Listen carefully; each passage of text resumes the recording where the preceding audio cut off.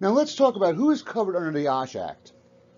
The OSH Act covers all employees except public employees in state and local governments and those who are self-employed. Now, public employees who are state and local governments, they fall under their state-approved, OSHA-approved plan, if applicable. Not all states have that. So if your state does not have that, then you fall under federal, 29 CFR 1910 for general industry, 29 CFR 1926 for construction. Federal employees fall under 1960, 29 CFR 1960. They are a different entity altogether. United States Postal Service employees, sorry, you fall under your state plan because you're not federal government. Other federal agencies that have issued requirements under their particular jobs, one would be MSHA, Mine Safety and Health Administration, and DOT. That is including the Federal Motor Carrier Safety Administration. They are in particular for their industry. So employees in those industries are subject to those respective regulations. So what that means is a miner will not get fined under OSHA. He will get fined under MSHA, or the employer will. Okay, the employee has to follow MSHA regulations, not OSHA.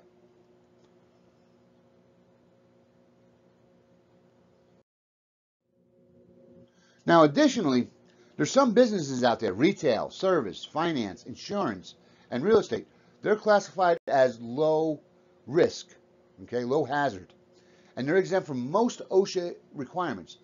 And they're exempt because they fall under small business, 10 or fewer employees, usually. The exceptions, there's exceptions to this now. 29 CFR 1904 explains which OSHA regulations they still do have to follow. They don't get out of it all completely. They do have some regulations they got to follow, but they get out of most of them. Now, you're going to find out here, we have employer responsibilities, employee responsibilities, and inspector responsibilities, basically. But we're going to go into the employer responsibility right here. If you're an employer covered under the OSHA Act, you must provide your employee with jobs and a place of employment. That's very important here. A place of employment free from recognized hazards that are causing or likely to cause death or serious physical harm. So, as an OSHA inspector myself, or I should say as a safety inspector, if I see something that just common sense, okay, that butter knife in the electrical outlet, that shows you, that's common sense. You don't do that. That will fall under recognized hazards, employment free of recognized hazards regulation. You must also comply with OSHA statutory requirements, standards, and regulations that require you to provide well-maintained tools and equipment, including appropriate personal protective equipment. There's a lot of argument going on here, a lot of back and forth. Who provides PPE? Does an employee provide it or an employer? And usually it falls on the employer's responsibility. Now, if the employee wants something special, I'll give you a good example. I know an employee who wanted a Pittsburgh Steelers hard hat. As long as that Pittsburgh Steelers hard hat met the requirements of OSHA, it was allowed. And the employee provided that. The employer had nothing to do with that. But the employer did make sure that it was well maintained. Now, provide medical assistance and guidance for employees sustaining workplace injuries and illnesses. That's the employer responsibility. So if you have an injury, you have somebody who gets injured on your job site, you've got to show them guidance on what to do and get them medical assistance. Provide required OSHA training. Now, there's a lot of OSHA training you need to have, and you can get with USAEBN SafetyNet later to find out what is required and what's not. You are also required to report accidents that result in a fatality within 8 hours. You have to report that to OSHA. Now, report accidents that result in hospitalization of 3 or more employees to OSHA within 8 hours also. Now, what we're talking here is, if you have an incident that happens in your facility, there's a death, you have 8 hours to report that to OSHA. That's your state OSHA. So if you're in Oregon, you have to report that to Oregon OSHA. Now, Oregon OSHA will report that to federal OSHA. And if you have no state OSHA, you report that directly to federal OSHA. Like here in Arizona, we have Arizona OSHA. We report to them, and they report to federal OSHA. Now, feds, they report directly to the federal OSHA. You have to keep records of work-related accidents, injuries, illnesses, and their causes. We've got to look and see if there's any kind of pattern happening, developing, and that will help us better determine what we're looking for. You have to post annual injury and illness summaries for the required time period. Now, I will say this, because I find this in most of my inspections. This annual injury and illness summary is only for February to April. Come May 1st, it does not have to be posted, and it is liable to be a fine for you if you have it posted. So you must adhere to that period of time, because OSHA will come out and look for that. Now, employer rights. So you have your responsibilities. Now, as an employer, you do have rights under OSHA. When working with OSHA, you may do the following. Request identification from the OSHA compliance officer. Anytime I go on inspection, I must provide my credentials. Request an inspection warrant. I haven't had that. I haven't gone that far yet with it, but you can request it, and I would have to provide it. Receive a reason for inspection from compliance officers. So if it's a scheduled one, is it impromptu? Did they see an incident? Because an OSHA inspector can be driving along the road and see somebody on a scaffolding without a safety harness, or working an aerial work platform without a safety harness. Stop, and now we got inspection. You have the right to accompany the compliance officer on your inspection, and it's highly recommended that you do. And request an informal conference after the inspection. And you can also request a pre-conference, a pre-inspection conference. What are you going to be looking for? What can I do to help you? Here's my records. That's all pre-inspection. After the inspection, you can request an informal conference also. Now, employer rights, still working with OSHA, file a notice of contest to citations and proposed penalties. So I come in, I write you up for a dirty refrigerator. You can contest that in writing. You have to apply for variance from the standard requirements under certain circumstances. So what that kind of means is, if Border Patrol, we can't provide a complete safe working environment. They get shot at. So military also. So they get shot at. That's not safe, but we have a variance from that standard. Now, be assured of you can be assured of the confidentiality of trade secrets. One of the things when I go into my inspections, I'm not looking for what your trade secrets are. I really don't care what you do. I'm just looking for safety issues. If I deviate from the safety issues, then I could be held accountable for that. Submitting a written request to the National Institute of Occupational Safety and Health, NIOSH, for information on potential toxic substance in your workplace. Now, let's say you have a new chemical, you're a chemist, and you develop a new chemical, you've got to go to NIOSH to find out, is that something you have to regulate or not. Now, employees, yes, you do have rights, but you do have responsibilities first. So let's go into the responsibilities of an employee first. All employees are obligated to help prevent exposure to workplace safety and health hazards by becoming familiar with and adhering to all applicable OSHA requirements. So what that means is, you can't race with the forklifts. If you are racing with the forklifts, you are responsible as the employee. You can't turn around and have an accident and yell foul and have the employer pay for it. You're on the hook. You knew it was not right. It's against OSHA regulations. So you knew it. And you were probably trained on it too. Employees must report all recognized hazards, all recognized health and safety violations to management. So if you see those two employees racing with the forklifts, you must report that.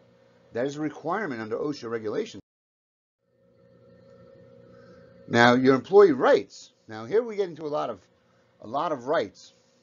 With regard to OSHA regulations, employees have the right, among other actions, to review employer-provided OSHA standards, regulations, and requirements. That is a regulation, yes, but let me explain something to you. Most of OSHA standards, regulations, and requirements are on the internet nowadays. So you're going to go to the internet. It's the easiest way to do it. If you can be a stickler and have the company provide it, but that's not going to favor you in an OSHA complaint, because OSHA is going to look at that and say, well, you're doing this on purpose. So you're going to look at the internet. And OSHA.gov, not com, OSHA.gov is where you would find those OSHA standards.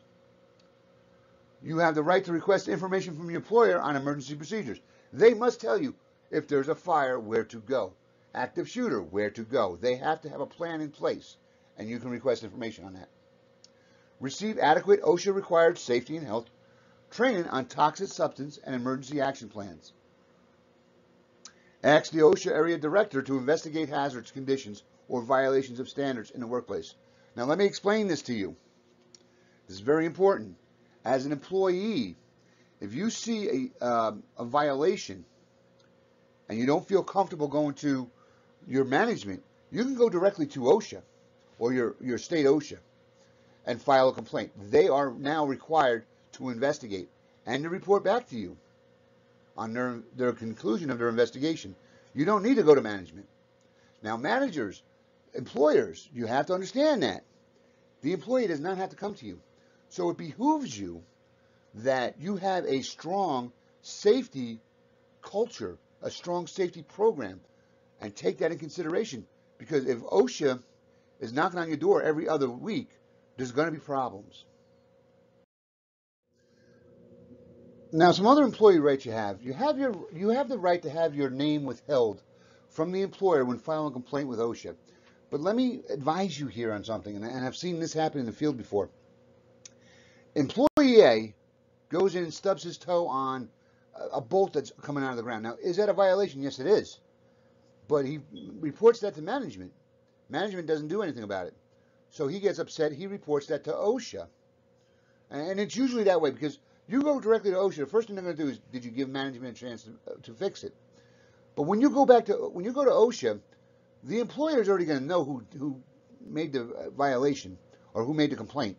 So, yes, we will withhold your name, but the employer is going to know who it is. Know what action OSHA took as a result of your complaint. So you have the right to have an informal review in the OSHA offices away from work site to discuss the inspection or any issues or citations or not. Have an employee representative accompany the OSHA compliance officer on inspections. Now, that's one of the things I do when I do my inspections. I will have a union member and I will have a management member follow me on my inspections. And I usually have the safety manager with me also. So there's 3 coming on my inspection. And when I do that, I'm explaining to you what I'm looking for, why I'm looking for it, why it's important. So all 3 of them are taking notes on what's going on. Now, among other things, you have the right to observe, monitoring, and measuring of toxic substance or harmful physical agents and review related records, including medical records.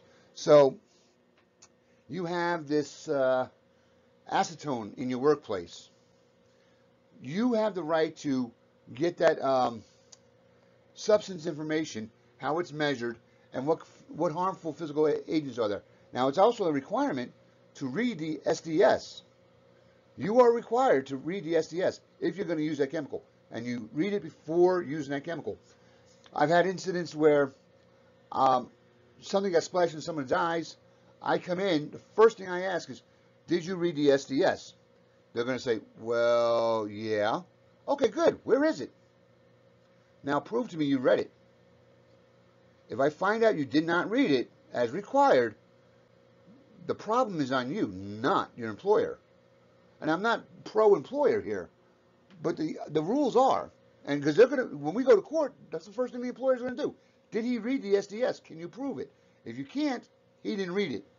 So you must read it. Review log of work-related injuries and illnesses. OSHA 300 form, if applicable, at a reasonable time. So the at reasonable time here is you're not going to call up at 9 o'clock in the morning. Hey, send the administrative assistant in here. I want to read this. You can't do that. 8 to 5. That's reasonable time. Now, there's two forms that injuries are tracked on. And that's the OSHA 300 form and the OSHA 301 form. 300 is a cumulative, how many man hours are lost and why. The 301 has names and descriptions of what happened. You cannot see that. That's called private PII, private individual information. So you can't see that, but you can see the 300. You can request a closing decision following an inspection. Object to citation set. Object to a citation set abatement period. So when I come in and the railing is not good, I'm going to issue a citation, and the employer is going to come back and say, okay, it's going to take me 6 months to fix it, and he explains to me why. Then I will allow that 6 months. You can object to my decision of 6 months. You can seek safe and healthful work conditions without your employer's retaliation. This one is a tough one. As we said earlier, if the employer knows you've already complained about this and you went to OSHA, they are not going to come out and blatantly retaliate against you. That would be illegal. And they would get fined for that, and you would win a lawsuit for that. But I guarantee you, the next time you're 5 minutes late from work, you're fired. So be careful. When you make a OSHA complaint, and I'm not saying don't get me wrong, understand what has transpired and what can happen. If they fire you for being late, there's nothing OSHA can do about that. That's not retaliation. And I've seen that happen before. All right, for more information, visit usaebn.org's Prep Academy. We have certified online classes for as low as $35 per person per seat. Thank you.